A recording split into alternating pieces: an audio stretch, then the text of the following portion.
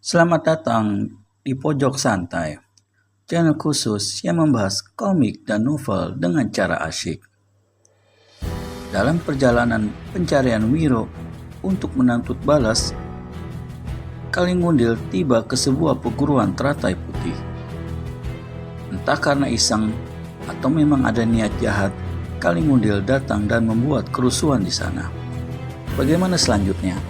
Yuk langsung saja disimak video kali ini.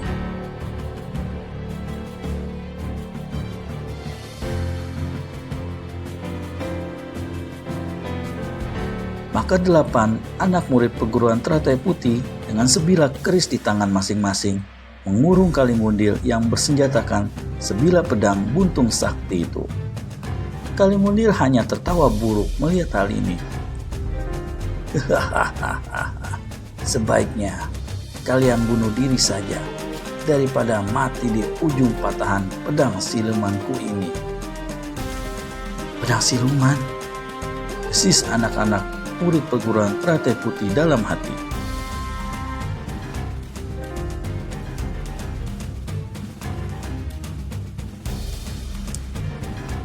Mereka pernah mendengar tentang kehebatan pedang ini dari guru mereka. Tapi dikabarkan sejak beberapa tahun yang silam, pedang itu lenyap dan kini muncul dalam keadaan buntung. Tapi benar-benar tidak mempengaruhi kehebatannya.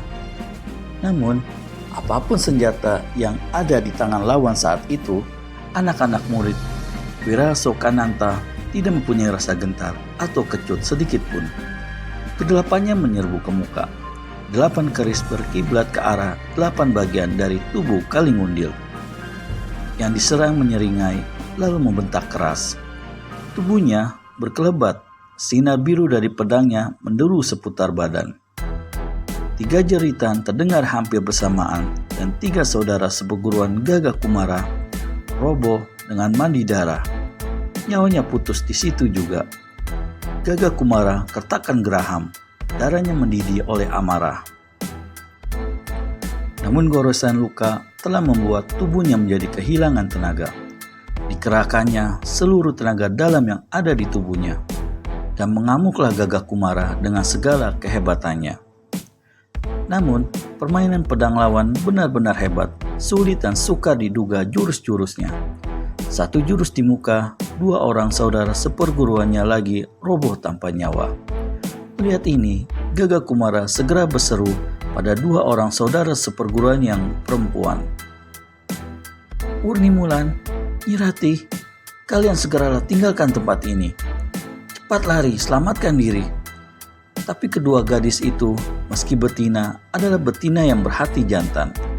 Wurnimulan menyauti, hidup kita bersama kakak Gagak Kumara. Gadis ini berkelebat cepat dan kirimkan 1 tusukan cepat ke arah leher lawan.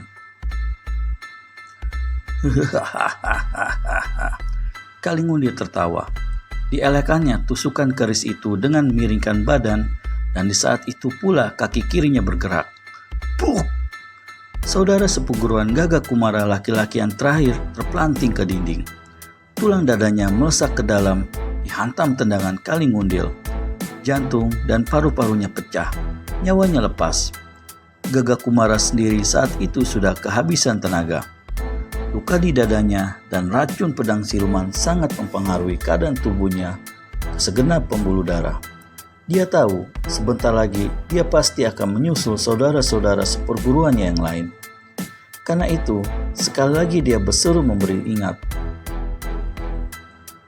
Wurnimulan, Nyi Ratih, larilah sebelum terlambat.